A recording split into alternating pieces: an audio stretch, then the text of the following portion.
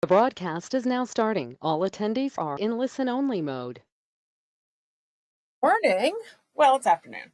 I'm Julia Talbot, and I'm welcoming you to the Department of Family and Support Services, My Shy, My Future Year-Round Safe Spaces for Youth RFP. Joining me today will be Maria Guzman-Rocha, who is our Manager of Family and Support Services, and Tess Landon, who is a project manager who's in charge of going to be working intimately with this program. Just a few little housekeeping things. Due to the volume of participants, and I believe 138 of you signed up to come to this today, everybody's going to be on mute. We ask that if you have questions, that you submit them via the question box, and we will respond to the questions after going through the slide. We actually usually do these webinars in two places, two parts. One is the programmatic aspect, and then we break for questions, and then we do the administrative, like how do you make an application part, and then we break for questions again. If you're having any technical issues, please put those in the question box as well, so we can maybe help you with that. This is not on the screen, but I would like to say you are being recorded. I think you probably all had to click something saying that you knew that you were okay with it. And we will be posting this webinar, as all of our webinars are posted, on the DFSS YouTube channel. The link to that will appear on the DFSS homepage, which is part of the City of Chicago pages. So you go to the City of Chicago, you go to DFSS homepage, you go look under funding opportunities, and then at the bottom of the funding opportunity is where we post a link to this webinar and a PDF version of the PowerPoint slides. The questions and answers from this webinar are put into an amendment document and posted on the E-Procurement website as part of the application and the information about the RFP.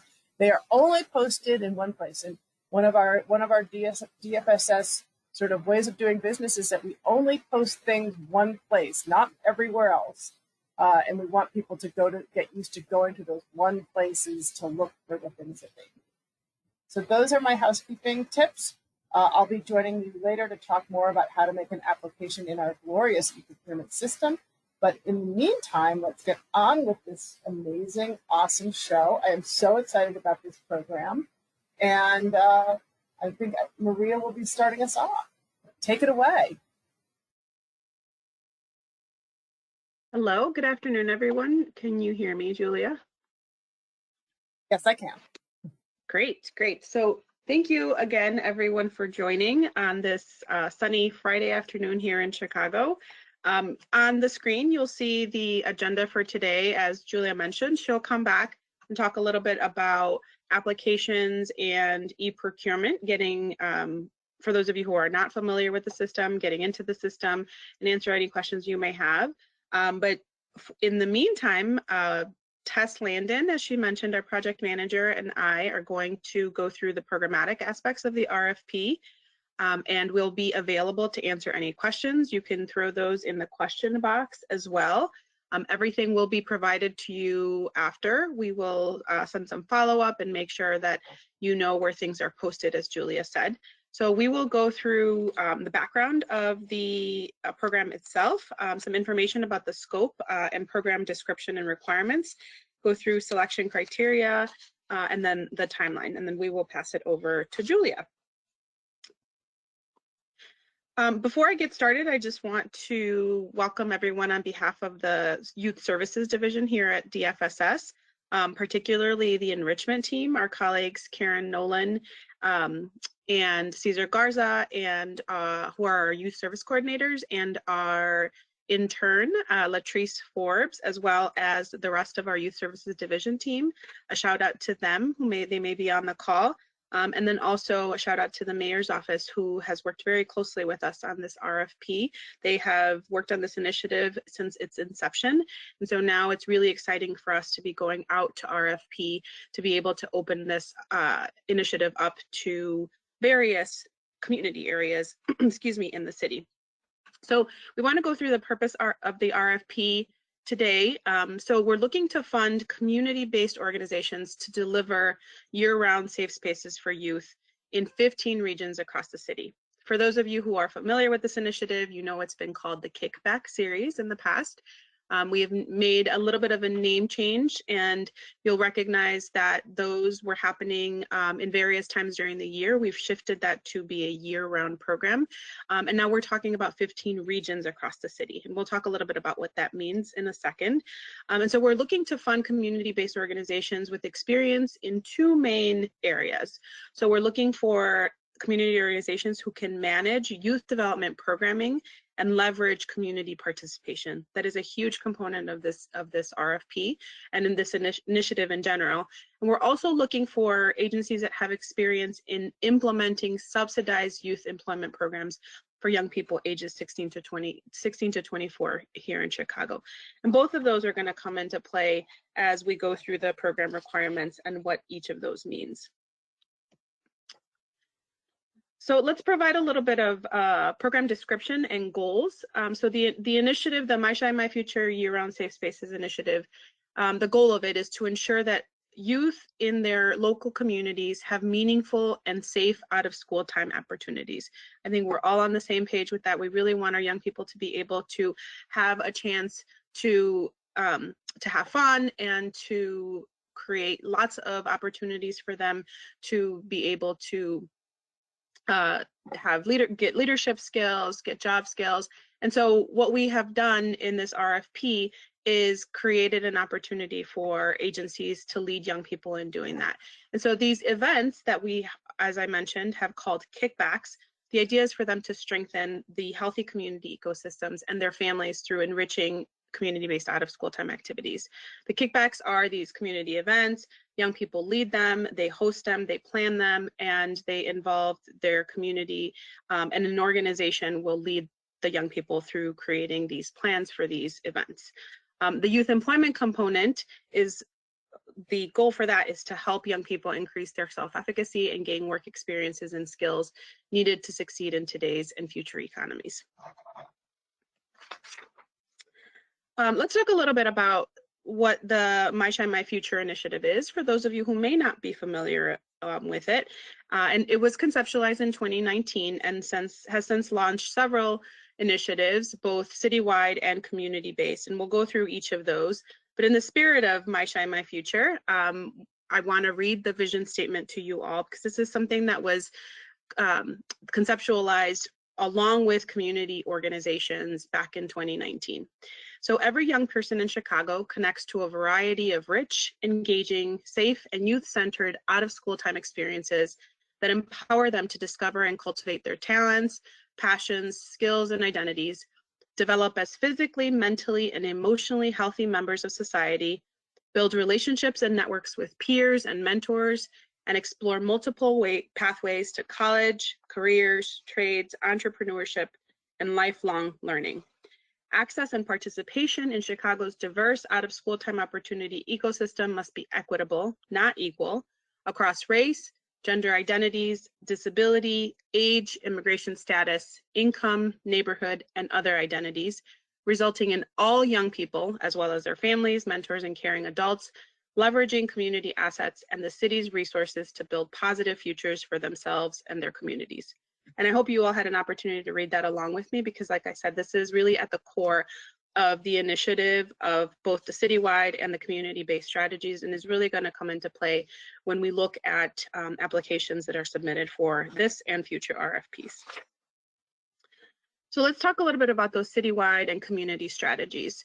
So the citywide strategy, as I mentioned, it was initiated in the fall of 2019 through a citywide convening, and through that work, that vision statement was created. And in 2020, My Shine, My Future launched the myshinemyfuture.org database of youth programs across the city. So for those who are familiar with that, you can go on that website and find programs across the city for young people, and families have an opportunity to search those as well. In May of 2022, so just a few months ago, the My Shine, My Future initiative launched a mobile app that works in conjunction with the online platform. So all of the programs that are in that on that website show up on the My Shine My Future app. So I invite you all to download that app and really look and see what are some of the opportunities that, and any agency can add information there. And that app ensures that youth and families have opportunities to learn about and connect to programs and resources really at their fingertips.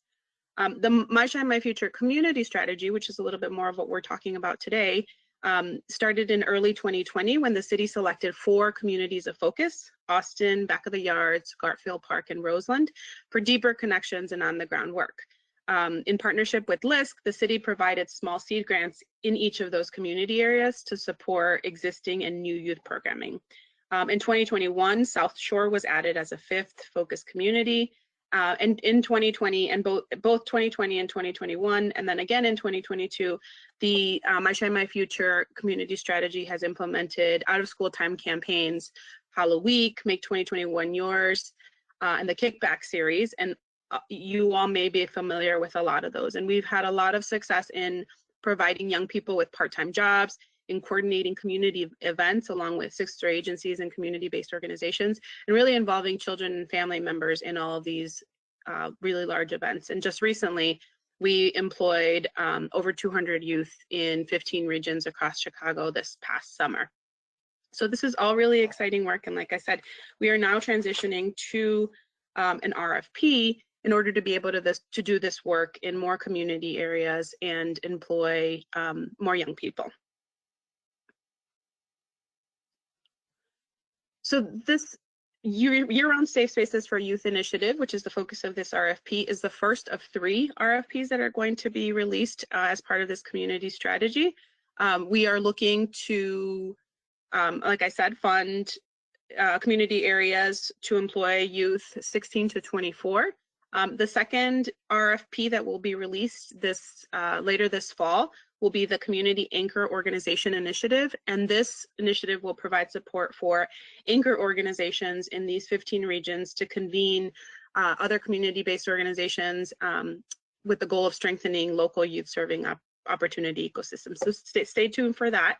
And then the microgrant program, which will also be released later this year, is going to provide funding for safe and engaging youth programs within these 15 regions as well. Now I will pass it along to Tess Landon, who's going to share a little bit more about the RFP itself and the program requirements. Thank you, Maria, and thanks everyone for being with us this afternoon. So as Maria has stated, with this RFP, DFSS is seeking to expand the My Shine My Future programming year-round. And the way that this is going to happen is through this youth employment component, as well as through hosting the kickback events in the community regions. DFSS in all of our work is committed to continuing to build upon best practices in youth development, and the priorities for this particular RFP are listed here. So I'll read through them quickly, and these can be found in the RFP. So we are looking to leverage partnerships and collaborations between agencies based in the same community strategy regions, prioritizing hiring and serving youth in those regions, prioritizing a strengths-based approach to working with youth, and looking to connect youth to employment opportunities that reflect their interests. We're looking to focus on continuous improvement using data to make programmatic decisions, and last, to build young people's financial capabilities. So a bit more about these My Shine My Future community strategy regions, and we'll share a table of those on the next page, and they can also be found in the RFP. So the year-round kickback events are targeted to teens identified as youth ages 13 to 19 and their families within these 15 strategy regions, which cover 19 community areas. So the reason for these 2 different numbers is that several of the My Shine My Future community strategy regions are actually made up of more than one community area. These 19 community areas that we'll see on the next slide were identified because they ranked high on the Chicago Community Vulnerability Index and/or on the UIC Chicago Community Area Economic Hardship Index. And then additionally, 13 of these regions are foci of important mayoral initiatives. And the requirement is that delegates that we fund through this RFP must be based in one of the 19 community areas, and then the work that they do through the Kickbacks and the Youth Employment Program must engage youth and families in the community region where they are located. So this table on the next slide shows on the left column, you can see these are our 15 community strategy regions. And then in the right column, you can see the City of Chicago community areas that are served within each of those regions. So for many of these, the community area served and the region are the same and they have the same name. So you can see that Auburn Gresham is the region and it only serves one community area, which is Auburn Gresham. If you go down a little bit, you can see the first one, Garfield Park, that serves multiple community areas. The region is Garfield Park, and then the community areas served by that region are both East and West Garfield Park. So a responding agency can be located in either East or West Garfield Park, but the work that they'll be doing will be serving young people and families from the larger Garfield Park region. And then you can see the additional examples of those, those regions that serve multiple community areas. So I hope that that piece is a little bit more clear with this table. And then in terms of eligibility and target population for this work, there are specific requirements for the youth employee component. So the youth employed by the agencies must be Chicago youth ages 16 to 24 years old. They must be 16 by the day that the program starts, which will be identified in contracts with agencies. And then those young people must show proof of Chicago residency, have a valid CPS or state of Illinois ID, and have a signed consent form if they're under 18.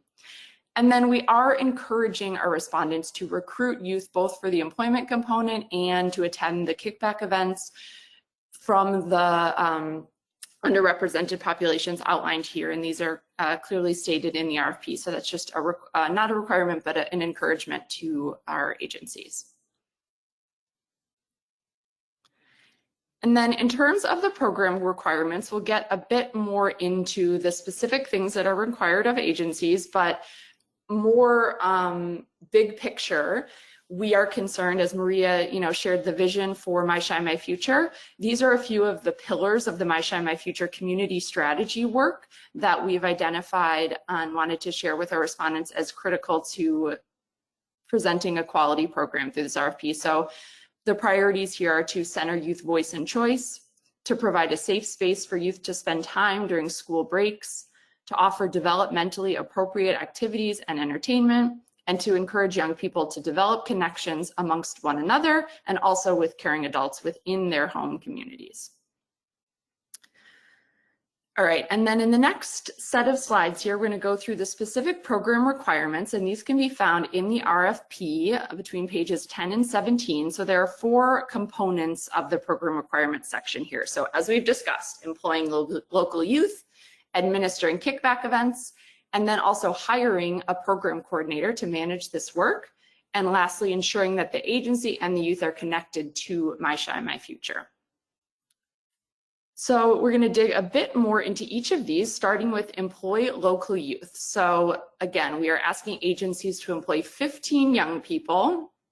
They must be between the ages of 16 to 24. And with this RFP, there is both a minimum and a maximum number of 15 youth per agency. So the budget that we'll talk through a bit later indicates funding to stipend 15 young people and 1 staff person with a 1 to 15 staff ratio, and that's the size of this program. In terms of recruitment, as I mentioned, we are encouraging respondents to recruit youth from those underrepresented populations outlined in the target population section, and then it is a requirement that all youth employees must reside within the community strategy region where the agency is housed. And then in terms of the program schedule, young people will be required to work 360 hours over a span of 26 weeks. And we'll look at that on the next slide, what exactly that looks like. So this is a year-round program, but young people are employed during specific periods of the year, which are tied to CPS out of school time. So you can see here in the spring, for example, young people are working for 4 weeks, 10 hours a week. In the summer, since young people are if their high school students are not in school, they're working for 10 weeks and they have more flexibility to work additional hours per week. So they're working 20 hours per week for those weeks and so on. So you can see a total of 26 weeks spread throughout the calendar year for a total of 360 working hours. And then these are the key functions of employing local youth. I'm not going to read through every piece of this, but again, this can be found in the RFP between pages 10 and 13. So the major functions of the agency for this piece of the program requirement is to recruit and retain youth, so managing outreach, data, communications with young people and families, implementing a weekly program curriculum and activities which will be provided and developed in collaboration with DFSS, administering payroll for youth wages. So agencies will be required to collect and manage timesheets and to pay young people. And paying young people on time is a priority of all of our youth employment programs at DFSS. So that is also a priority here. And then lastly, there will be 2 fun citywide all-team gatherings that happen throughout the year. And so agencies will be required to support their youth employees in attending those 2 events. All right, so the second program requirement is administering kickback events. So we've discussed this a bit, and just to go over again the schedule for those events, there are 4 programming periods that are aligned with CPS school breaks. So CPS spring break, summer break, and then Hall Week, which is not a break, but a week-long programming period that the city has been running for a number of years. So there will be an event during that period, and then CPS winter break. And you can see that there are different numbers of events required during each of those out of school periods. And in the, and then in terms of the 3 different kickback models that will happen at different points throughout the year, I'm going to dig into this a little bit in terms of why there are these 3 models. So the summer kickbacks, there are 6 of these per year, and these events have a target attendance of 100. And each of these 3 kickback models are funded at different levels. We'll look at that a bit more in the budget. And that funding is meant to allow for different scales of events and to reach different attendance targets. So the summer kickbacks, which is true of all of the kickbacks, are youth focused, they're hyper local, and they can include entertainment, activities, and food. The school year kickbacks, of which there are 4 per year, have a larger target attendance, so 200 attendees. Those are a similar sort of looking event to the summer kickbacks, but there is a bit more time for planning and more of a budget for more food for more attendees. Maybe there's a higher profile activity or entertainment to accommodate for that larger goal. And then lastly, the summer Mothership events, of which there are a total of 5 of these Mothership events that happen each summer across the city. Each agency, as you can see here, will be required to participate in putting on 1 event per year. They'll be doing that in collaboration with 2 other agencies who are funded through this RFP. So in total, there will be 5 events across the 15 agencies. Those are much larger scale events. The target attendance is 300. And what's a little bit different about those, besides that there's some more time for planning, and they again may have a higher profile entertainment, more costs for food outreach, and different things associated with that, is that these events will be opportunities for young people to not only connect with peers and caring adults in their home communities, but also to connect with young people and adults in different communities where they don't reside. So those are an exciting opportunity for some exchange across different areas of the city. And then these are the key functions, again, for administering the kickback events. So the things that are required of agencies in order to successfully implement the program: prepare a safe and accessible space for these large public events, plan activities, food, and entertainment for events. And again, a lot of this work is going to be done by the young people who are employed by the agencies, but of course the agencies need to support the young people and make sure that at the end of the day, these events are happening and that everything is being accounted for. Next, agencies will be required to collaborate with other community organizations, parks, libraries, etc., to plan these events and to ensure that the events reach youth in communities, so particularly around outreach and things like that. And then continuing this on the next slide, agencies will be required to collect data on these events. So we are looking to understand how many people are attending the kickback events, as well as to ensure that the attendees are coming from the home community strategy region. Agencies will be required to track all event expenses and payouts. And lastly, to identify a plan and point of contact for any inclement weather, or other unforeseen circumstances. All right, and then next, under our program requirements, we have, what's next? Hiring a quality program coordinator with both youth and event production experience.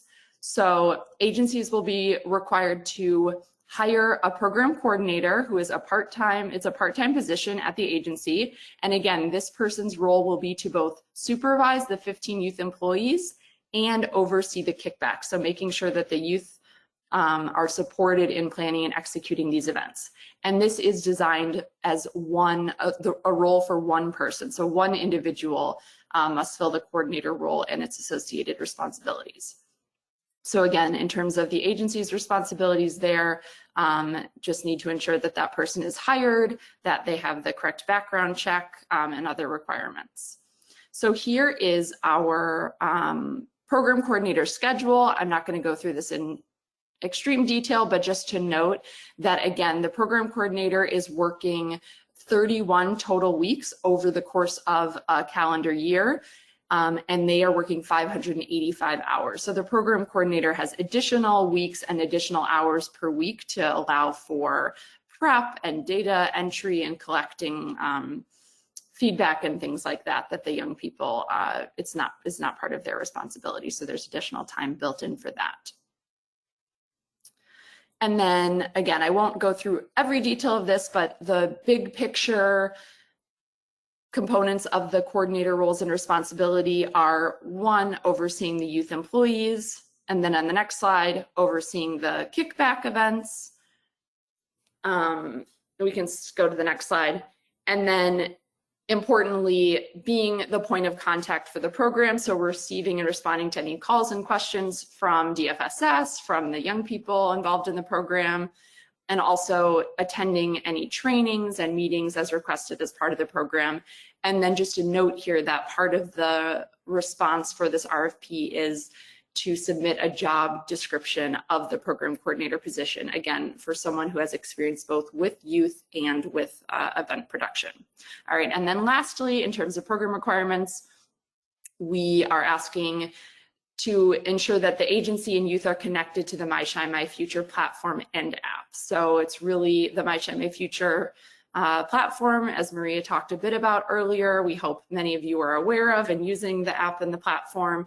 It's a great space for agencies to list opportunities, from enrichment programs to youth employment opportunities for young people. It's also a great way for young people to find things to do and jobs in their communities and across the city. So we really want to make sure that everyone connected to this program is connected to the platform and the app. All right, and I'm going to turn it back over to Maria to talk through the budget and a couple other elements of the RFP. All right, thank you so much, Tess. We want to share the budget breakdown because it's going to be really important that respondents understand that there are specific line items within each of the budgets that you will submit. So you can find this information on pages 17 through 18 of the RFP itself. And so the table that you see here is really broken up by three main components. So personnel, kickback events, and then we have miscellaneous expenses at the bottom.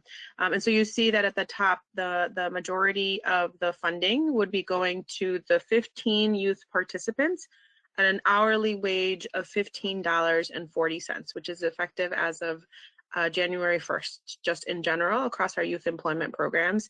And like Tess mentioned, for 360 hours per year, that including FICA, that comes out to about $92,000 for those 15 youth. So if you add in the program coordinator there, you see that their hours are broken down as well. Tess mentioned earlier the 3 different models for the kickback events. You see here that they are funded differently and that there are differences in terms of the number of events per year. So we're looking at 6 summer kickbacks for 100 attendees each at $2,000 per event. 1 summer mothership with 300 attendees at, again, $2,000 per event. But it's important to note that each collaborating agency is going to contribute to that. So for a total of $6,000 per event. And then 4 school year kickbacks, looking at the goal of 200 attendees for a cost of $4,000 for each of those. And then in terms of miscellaneous, we have included supportive services. And so we can break down what those really look like in the budget sample that we provide, snacks and transportation. And so the total RFP funding per delegate is $173,391. And so that's what you would be submitting, respondents would be submitting a budget for. This is ARP funding, so this RFP does qualify for advanced payment. And so if a respondent is interested in receiving the advanced payment, they will need to indicate that in the application. And you can find more information about the advanced payment policy in a form that is going to be uploaded in the RFP application itself, or is already there. So I want to make sure that we spend a little bit of time so that everyone knows what they could be getting into by applying for this RFP. This information can be found in pages 18 and 19 of the RFP itself. And here you see the performance indicators that we're going to be monitoring for those agencies that are awarded this contract. So we are looking for 100% of young people to be recruited and enrolled in the program from target regions. And then we have different markers based on what we're looking at the program requirements. So 95% of youth to complete the entire 26-week program, 85% of youth to attend all weekly speaker series programs, 100% of youth to complete the financial literacy training component, which will be part of the curriculum for this program. We're going to be looking at a few other things that you can look at here. Then we're also going to be looking at the impact that this program is having on young people, right? That's really an important component of what kinds of things are young people coming out of this program with. So we're going to look to see if 85% of young people report learning a new skill, having a positive relationship with an adult and a peer after their program experience, feeling safe and supported after their program experience, and feeling a sense of connectedness and belonging within their community. All of these are outcomes that we set for most of the programs in our youth division. So we're also looking to integrate those into this RFP. And in addition to that, we are going to, as Tess said, be looking at specific information from event attendees. So we are going to be working with our agencies to gather this information from those young people who attend the events. So that's also really important that the young people that are planning and hosting these events are looking to produce these outcomes in the folks and the young people that are coming to the events. Very similar, feeling safe at the events, feeling interested and engaged in the activities or entertainment, feeling a sense of connectedness, that they are from the target region for those kickbacks that are happening in the local communities, that they're learning about the app and the website, and that the appropriate number of young people are reached at each of the kickback events depending on the event model. So the young people that are planning and hosting these events, again, will have all of these goals in mind. The very important part of the RFP is who is eligible to apply and what kinds of guidance do you need. So here you'll see in the first bullet point the listing of the community areas, or the community regions, I should say. And again, you can refer back to the table that was shared, or page 9 in the RFP itself, for the specific community areas. Each respondent must submit one application for each region for which they wish to apply. So if you wish to apply for multiple regions, you must submit separate applications for each of the regions.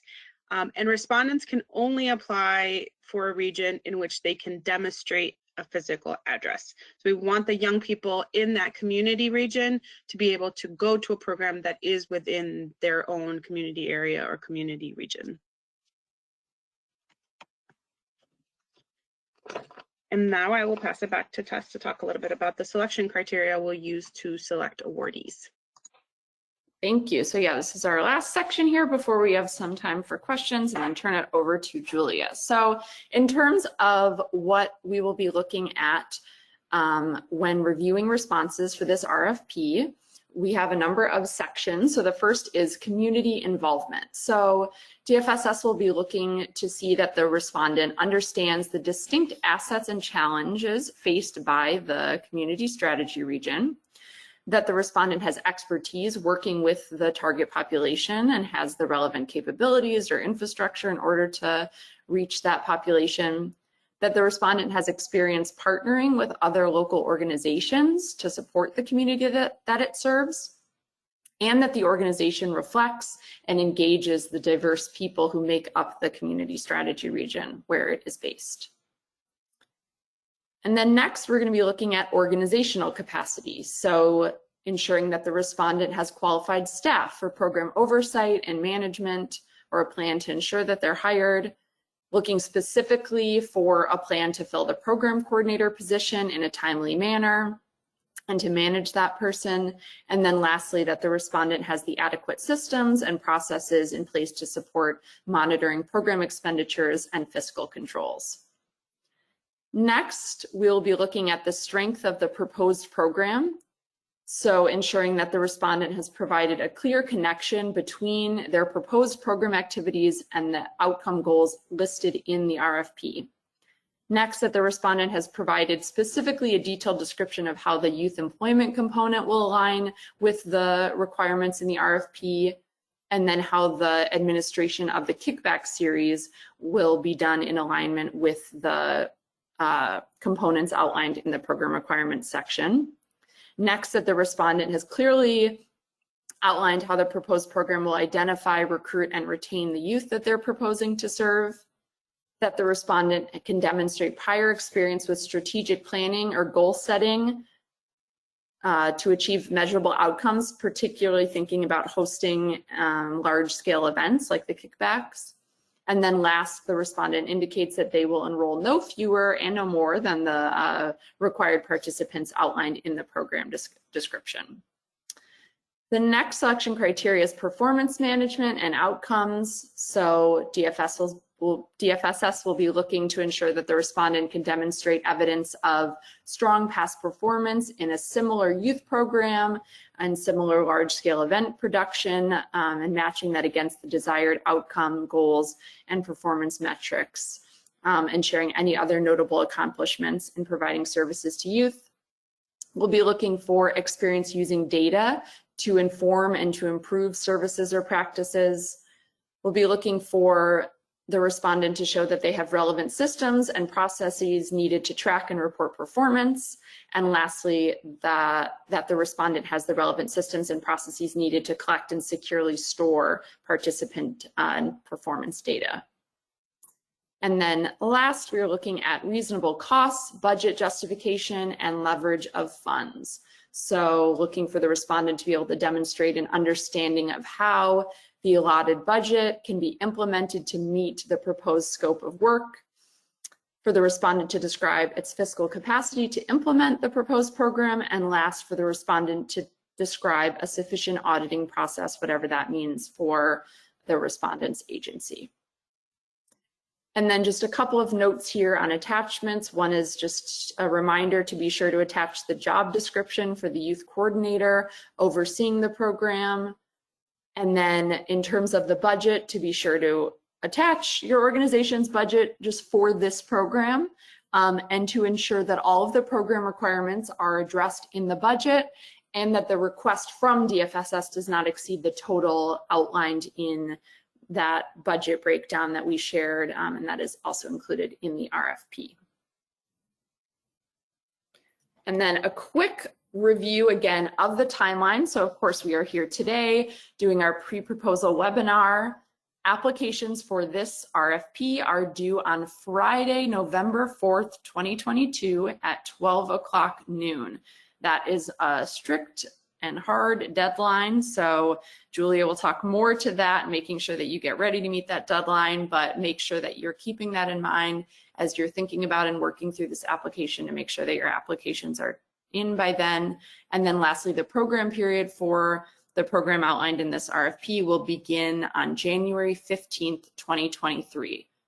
And then on our next slide here, we just have one more reminder in red for you that applications are due on Friday, November 4th. So I think now we are going to take a moment to see if there are any questions that we wanted to answer. So I'll turn it over to Julia to do that and then go into some of the e-procurement details for you. Yes, thank you so much, Tess. And yes, I can't emphasize enough. Anybody who has been to a DFSS website, or not website, webinar rather, knows my voice telling them about the hard deadline of 12 noon. All of our RFPs are due at 12 noon Central Standard Time. And if you are working up to the deadline and all of a sudden your RFP and your application is sucked away and you kind of get thrown out of the system, that is you potentially missing a deadline. But that's not going to happen with you guys, because I know that this is a stellar group of potential applicants and that you all are going to heed my motto of save often and submit early. But before we get into that exciting world, let's go to the questions. So as I've said, this webinar is being recorded. We post our things kind of in one spot, only one spot. Not always the same spot, but just one. This webinar is being recorded. A link to the webinar and the PowerPoint slides that you have been viewing will be posted on the DFS website under the funding opportunity page associated with this RFP. The questions and answers that we're going to go through are going to be put into an amendment, and those will be posted on the E-Procurement website where you go to make an application. And I'll be doing some slides about how to accept amendments, how do you make an application, how do you submit an application. But first, let's look at some of the questions that we've received, some of which I know that Maria has been able to answer kind of behind the scenes, but let's just go through them very quickly. So here we have outside of the regions that you're going to work with communities such as Belmont-Cragen or the northwest side of Chicago. And so I think that was, we were just talking, that was just a reaffirmation that we do have these 19 community areas connected to the 15 regions. And we sort of covered that in our slides. Here we go with, can youth be employed contractually and paid with a stipend? And we will be checking into that. How did you come up with the rate for the program coordinator? And then that would be that the rate is aligned with the coordinator rates in our youth employment programs at DFSS. We could always earn, right? How many agency awards will be distributed? And so we're looking here, 1 award per community strategy region, so that will be 15 awards in total. And as was discussed in a number of the slides, there's, everybody's going to get the same contract amount. And then our collaborations encouraged to apply. Collaborations are always welcome to us. You have to figure out who's going to be your fiscal lead, and everybody else will fall in under that fiscal lead who's the applicant. But we love to see people working together and really, maximizing the services that they can bring to a program. Do we have to pay fringe benefits for the coordinator role if it's a part-time position? And Maria has said we will check on this and respond in the amendment. Okay, here we go with the unanswered questions. Are you guys, Maria, Tess, are you ready? What if I'm located in Chicago Lawn, but my youth come from Gage Park, which is Chicago Lawn neighborhood, which is the Chicago Lawn neighborhood high school? Unmute.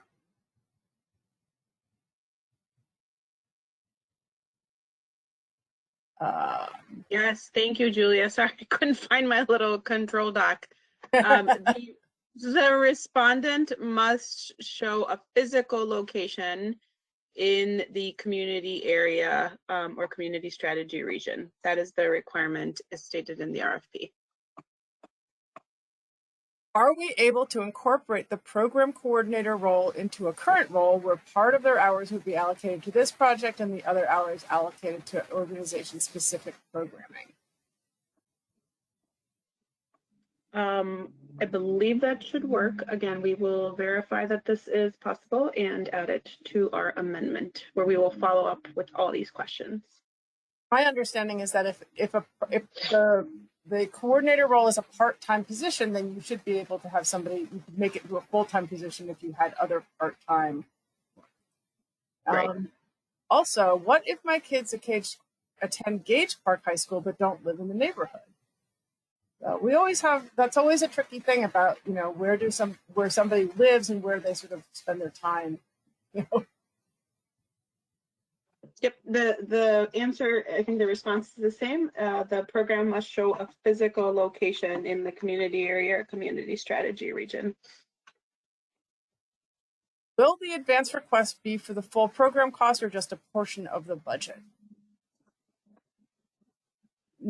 My understanding is I can assure you that the advance request will not be for the full program cost, because that is not how we generally go on a reimbursement basis. And the thought behind doing these advances, Ms. Brownlee, is the idea that you would then have some startup money, you know, to kind of get your program up and running, not that you would be paid ahead of time in full. Generally speaking, we run on a voucher system that's aligned with making contract, you know, benchmarks that are outlined as part of the loading plan of a contract. We believe it's 25%, but again, we will verify that in the amendment. When does the program period end? So as is shared in the RFP on page 20, the contract is from January 15th, 2023 through December 31st of 2024. Now here, if I apply for multiple regions, could I receive multiple awards for doing 2 cohorts of programming? Agencies are able to apply for multiple community strategy regions. And that is also on page 20 in the application guidance for respondents. And then can you explain fringe benefits? Fringe benefits are your medical, your dental, your taxes, I believe are often included as part of fringe. So that, you know, they're the things that, I guess taxes are taken out of salary regardless. Fringe are things that an employer perhaps does not have to provide, but generally speaking, employees enjoy receiving these things. So it would be, you know, medical, dental insurance, any kind of retirement, etc. What is the expected payroll run for the youth? Is that up to our discretion?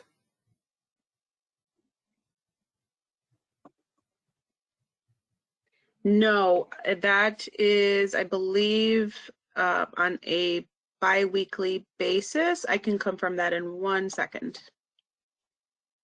I'll respond to that in the question box, Julia. That brings us to the end of our questions. You guys, maybe we'll have a moment or two, and then I'm going to get started on my portion of this presentation that talks about the logistics of how to actually make an application in the e-procurement system. And then we can also break for questions after that. So I want to make sure that everybody who has attended the RFP, this webinar, has the opportunity to get their questions into the into the webinar, the amendment rather. I see here somebody has their hand up. We really want people to actually type the questions into the question box. That way we have a written record of all the questions that we received, and we can do a really good amendment off of it as opposed to having a discussion. Also, with 83 of us on this webinar, unmuting one participant isn't really fair to everybody else who has typed their questions in there. So in the meantime, I'm going to just get started, and we will take some questions as at the end of this. This won't take very long. So this is really just talking about how do you make an application in the e-procurement environment. The city of Chicago does all of their procurement in this environment. To access e-procurement, an organization must have an iSupplier account. If you have never done business in the city of Chicago, you need to register in iSupplier, and there are instructions as to how to do that in the RFP document. When you do iSupplier, it will be a few days before you get access. So if you're interested in making an application for this RFP, I highly, highly encourage you to go into iSupplier and get that account set up. Just so that you know, even though the iSupplier is hosted on the City of Chicago's e-procurement platform, your organization controls their iSupplier account. With every RFP, we always have people who have lost access because the person who was in charge of the iSupplier, sort of the iSupplier administrator, has moved on and did not left any kind of login information.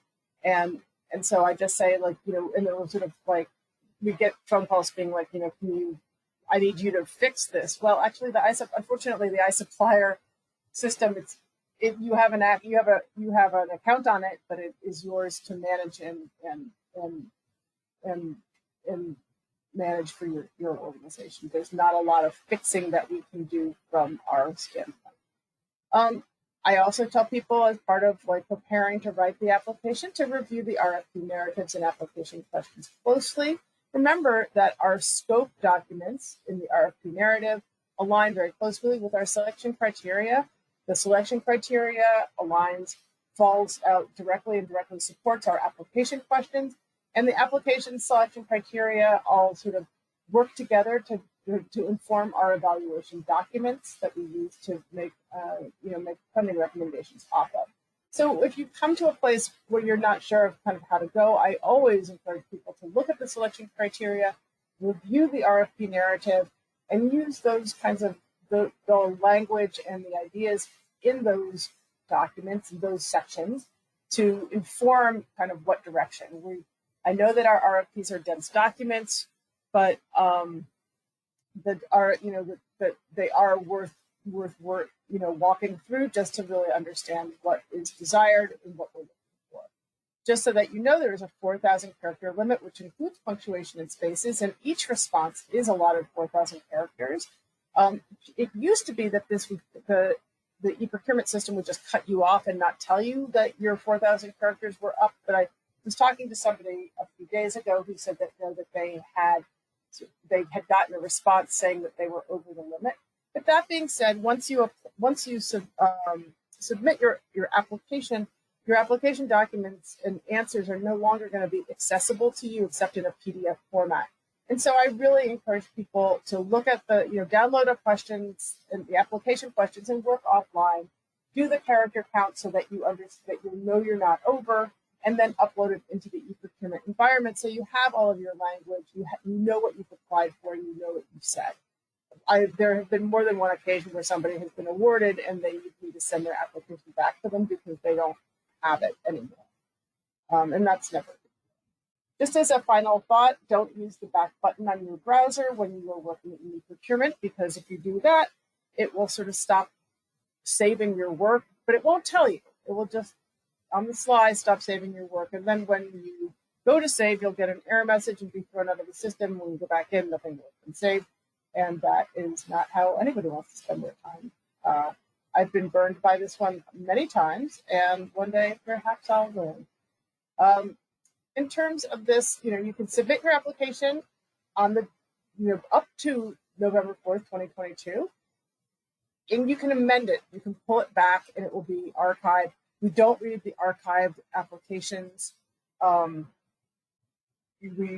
you can go in, and I highly submit, especially if you're a first-time user or submission, this is your first application with us.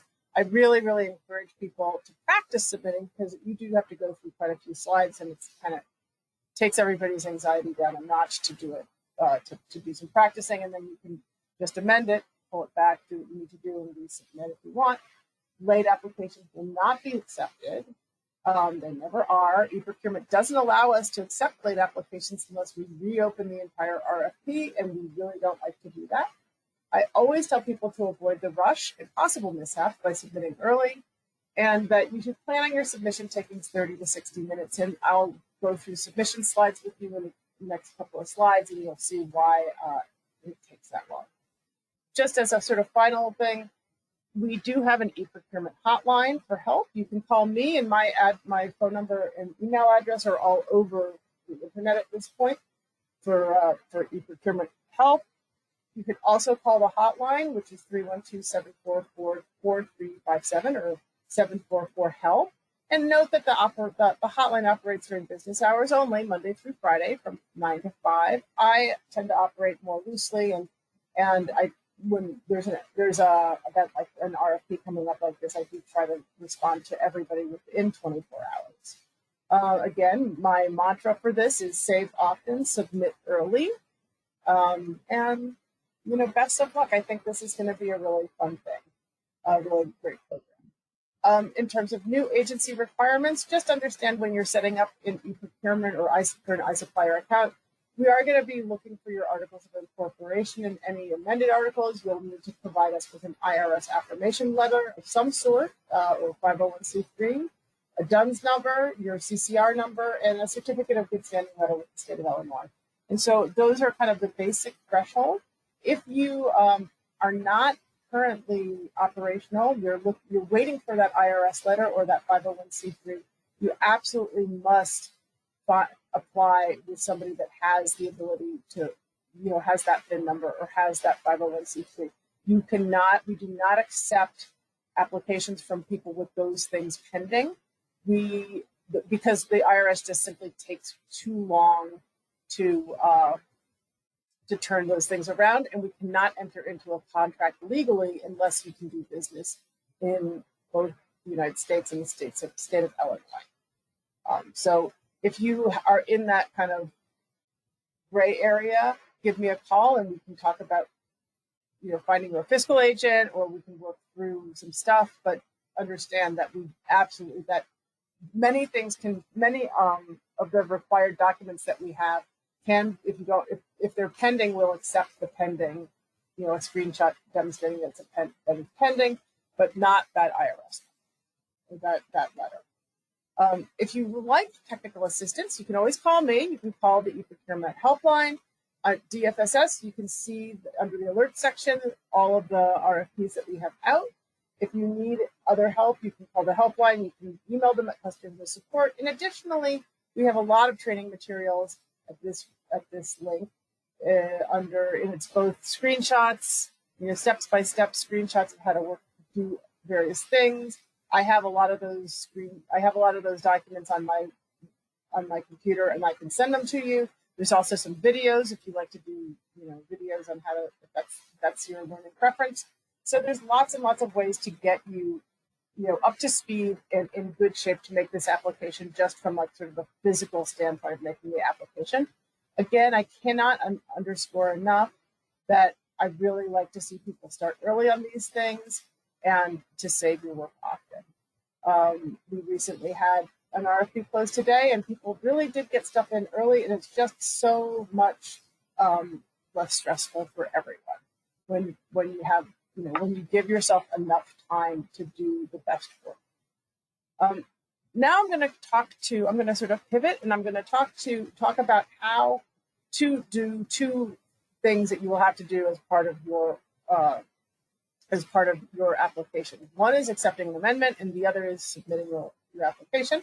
So accepting an amendment, we do amendments to provide you with changes and additional information. So all of the questions that we have today are going to be put into an amendment document, and that document will be posted on the RFP website for this RFP. It will not be posted anywhere else, and we will not send it to people. So if you want to look at it, go in and you will be able to see it through e-procurement, but that is the only way you will be able to see it. So this is how you're going to accept an amendment. So in this particular screenshot, we're going to say that the RFP you are interested in has been amended, and in order to start an application, you will need to acknowledge and accept the amendment first. So in this instance, you're going to click on this thing saying View Amendment History. If it had not been amended and you just wanted to start your application, you would go to the Actions bar over here on the right-hand side, and you would go to Create Quote and hit Go. But in this case, you're going to view the amendment history. And then after that, when you open this View Amendment History, you are going to get this screen, which is the beginning of the acceptance and acknowledgement process. So here, by one, you can use this to open the document number. You're going to see that's going to bring you to the amended application. The description here is in the middle. That's just a little one sentence letting you know what to look for. If you want to review the changes, you're going to hit the little eyeglass icon, and that will tell you what changes have been made. And then when you are done with all of these things, you're going to go and acknowledge the amendments by clicking on the button, Acknowledge Amendments, on the upper or lower right-hand side. That will bring you to this other screen where you accept the terms and conditions of the RFQ and then acknowledge it. When you have actually acknowledged the amendment, you are then going to confirm. You're going to acknowledge your confirmation by hitting yes. If you hit no, it will just take you back to the screen that you have just left. And after that, you are then going to have to accept the terms and conditions. So you're going to hit this little tiny box at the bottom left-hand side, and then hit accept on the other side, on the upper or lower right-hand side. And this is the final step in acknowledging the amendment, at which point you're going to be able to continue on with your life and start your application. Or if you have already started an application, by doing this final step, e-procurement will take all of the work that you have already submitted and put in there and put it into the new amended application that's associated with the right version. Just so you know, if you have already submitted an application and it has been amended, you should get something from e-procurement saying to resubmit. And what I usually look at those things, and I'll give you a call if I see that people haven't, have submitted, but they didn't submit under the amended RFP. Because if you submit and we amend, then you need to resubmit. If you don't resubmit, we can't accept your application. And I don't like to lose applications on those kinds of technicalities. So here we go to the how to submit an application. And the application, as you can see, it's a little tricky. I like to tell people to give yourself time. Really, tell yourself this thing is due on the 4th. Tell yourself it's due on the 3rd, and make your submission. Then your life will be that much better. So in this screen's, we're ready to submit. You're going to save your draft one last time, and then you're going to click continue. When you click continue, the e-procurement system is going to do a scan of everything. It's just a gentle scan of everything that it thinks you really need to know that you should have addressed or submitted as part of your application. You'll get a number of error messages. So we're going to go through the 2 most common error messages. This one, the RFQ control requires you to quote on all lines. You'll see right here below this error message, there's a little tab that says lines. And in this case, and this happens with every DFSS RFP, is that the e-procurement system wants you to put your budget lines in there. We don't look at those lines because, in fact, the lines don't have an ability to demonstrate share or match dollars, which are usually important to us. Or we have a cost proposal document that the lines don't align, it doesn't translate into this. So we don't look at lines as part of the evaluation process, but e-procurement is still going to prompt you to put something in these lines boxes. So you're going to click on the lines thing. It will open up to what it's like a budget page. You can put your real numbers, you can put placeholder numbers, you can put your lotto numbers. You put your lotto numbers in, tell us so that we know what lotto numbers you play. And then you'll be on your way and that error message will go away. A second really common error message is this quote value is required for the requirement first name, or requirement. Every application question has a name. It's application questions are referred to as requirements and answers are referred to as quote values. I have never heard human beings actually use these terms, but maybe one day I will do a different type of procurement and these terms will be bandied about like common words. Anyways, in this case, the system is just telling you that you failed to put in the first name. You failed to answer the question, what's your first name or what's the first name of your executive director? So you put you put in the answer and be on your merry way. So once your application is free from errors, and that means that you just, you save, you hit continue, and then you don't get any errors, you're going to be able to, when you click on the continue button, instead of getting all those errors, you're going to be put into this review and submit phase. And at that point, you're really just going to make a final review. You can scroll all the way through your application. It will be like a really big, long sheet, and you scroll. You can see all your answers. If you need to edit those answers because you see a last-minute error or change that you need to make, you can do so. And then, but if everything looks perfect, you're going to scroll all the way to the bottom of the page. And at the bottom of the page, you're going to see this thing for an electronic signature. You're going to put in your name and your title first, and then you're going to click the little box above. If you click the box first, you get an error message saying that you need to put your name and title in first. And then over here on the other side, I couldn't fit it in and still have it be even halfway legible. You'll see there's this submit button. You click the submit button and you should get this confirmation screen saying that your application has been submitted. The e-procurement system will send a confirmation email within 24 hours of your submission. Many things from e-procurement end up in many people's spam. That's myself included. I get a lot of, I always check my spam for things that e-procurement might want to say to me, and you should too. And it will email you within 24 hours. Now, if you would like to know about that, you would like extra confirmation beyond this screen, prior to 24 hours, please give me a call or shoot me an email. I'm happy to confirm and look up that we have we have received your submission. And there you go. That is all there is on how to submit an application. So now we're going to go back to the questions here. I see that a lot of questions have been answered and asked and answered while I was talking about the glories of the e-procurement system. So I don't know, Maria, if we want to go quickly through these things, how do we want to proceed? And that there's still a few, I think, that have not been answered. So I see here where we left off. Yeah, I mean, I tried to answer them as fully as I could, Julia. You're welcome to go through them. If folks want to keep typing, I will keep continuing trying to respond. There are a few that we are going to check on and respond through the amendment. Run through the highlights. I see here's a lot of questions. The seasons are prescribed as youth work 4 weeks to put on the spring break event, 10 weeks to do 7 summer events, 4 weeks to do a Halloween. Are there thoughts on retention of the same youth with certain gaps between the seasons? That's an interesting idea. Yeah, do we have thoughts about how to retain? Yes, that is actually something that I did not respond, and I can add to the response. We do want to see a certain percentage of young people continuing with the program, but we understand that there is youth mobility and that young people can move to a different community or whatever the case is. So we do understand that it's not going to be the same young people throughout the entire time of the contract period, as long as they are completing the 26-week program for the most part. I think there's a little bit of flexibility with that.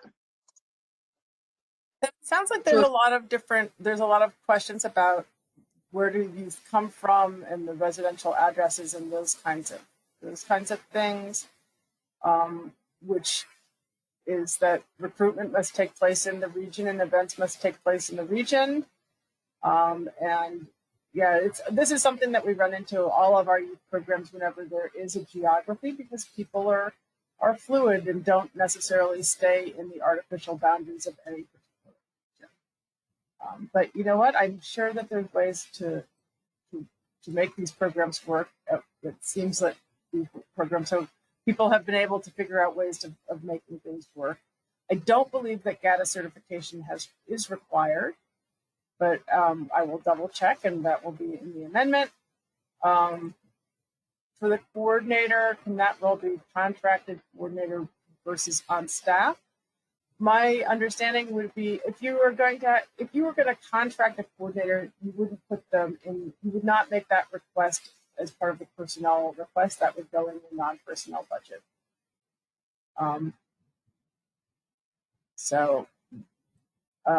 Let's see. Please send handout and tips on how to navigate the e-procurement system and the iSupplier system. I will send, you know what, the best place to go to is that website at Ms. Adkins that I talked about in the slides. That's where pretty much all of the handouts. I have like 20 handouts, so it would be helpful if you could be more specific, or just shoot me an email and we can do this offline. The payment schedule, yeah, we want a voucher monthly. The copy of this presentation, you will get a copy of this presentation will be put on the DFSS website along with the link to the webinar. Yeah, it's interesting about, can 15 youth also engage in SYEP? So would that be double dipping? Is that allowed? This is a different group of young people.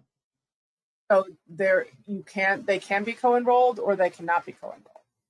They cannot be co-enrolled. Oh, you can't. No double dipping. They will have to figure out some other way, youth program to be them. This program has not been designed to be a companion program to SYEP program. There are lots of young people in all of these community areas that need opportunities. So we should not be targeting the same young people that are in our summer youth employment program. I think yes, that was the decision that was made. And so then how often are reimbursements distributed? Well, Ms. Mercy, you actually need to voucher for the reimbursements. I think that our reimbursement rates are generally, we try to strive for 30-day turnaround. And so you can voucher as much or as often as you would like. And keep in mind that you should probably understand that it will take 30 to 60 days for you to be reimbursed. And so that the schedule of reimbursements being distributed is kind of up to you. And then what is the total budget for the program? It is $173,391. And will this be an annual grant eligible for renewal? This is ARPA money. And so it's important for everyone to know that this is one-time money that we are receiving from the federal government. And as far as we know, this money will not be renewed. I cannot look into the future and let anybody and see what will happen to this particular programming model. But I think that just for planning purposes, I would not anticipate this being a program that becomes a standard program for your organization for decades to come. I've been with the city government long enough to know that sometimes we get these one-time sort of stimulus packages. They usually have a lifetime of 2 to 5 years, and then as stated by the act, they go away. And sometimes they are replaced. Sometimes the model is rolled into a more permanently funded model. We sort of take highlights, but that this is not something that is going to be happening forevermore. You know, there are no guarantees in life, as I think we all have probably learned over the past couple of years. If you didn't know that before. I wish it was, though. I think we all do. We would all love to have this be forever. So I'm looking here, and it doesn't seem like we have any additional questions, but I'm going to leave. We'll leave this up for a minute. If people have questions, this is kind of the last call. You can always reach out to Maria or Tess or myself about questions about the program. If you want to talk about administrative questions and you have stuff about e-procurement, you email me or call me, and my phone number is on the screen here. And if you have programmatic questions, you really want to reach out to Maria or Tess. If you reach out to me with a programmatic question, then I will forward that to Maria or Tess, because I will. I will not have an answer for you. And if that is all in terms of questions, I think that I will thank everyone for attending. Thanks so much to my compadres and comadres here for their excellent presentations on what I consider to be a really exciting opportunity for the citizens of Chicago and the youth of Chicago, and for all of us to sort of make Chicago summertime or Chicago out of school time that much more fun. I hope everybody has a wonderful afternoon. Maria, Tess, do you have any final words? Submit early. That's all I've got, Julia. Tess, Thank you. No, thank you, everyone. Well, I can't wait to see your applications. They're like flowers to me. And just so we know, the webinar, a link to the webinar on the DFSS YouTube channel will be posted next week. It will probably be posted, look for it on Wednesday if you want, as will the PDF of the slides, the amendment questions that we've asked, and any other additional questions that we received via email or phone call or pigeon, however you want to communicate it, will be included in the amendment, and those usually are posted about a week and a half to 2 weeks out after the webinars. Other than that, I hope that you all have wonderful, wonderful Fridays and a great weekend. Enjoy the fall weather, and best of luck to you. Thanks, Julia. Thanks, everyone. Thank you. Thank you.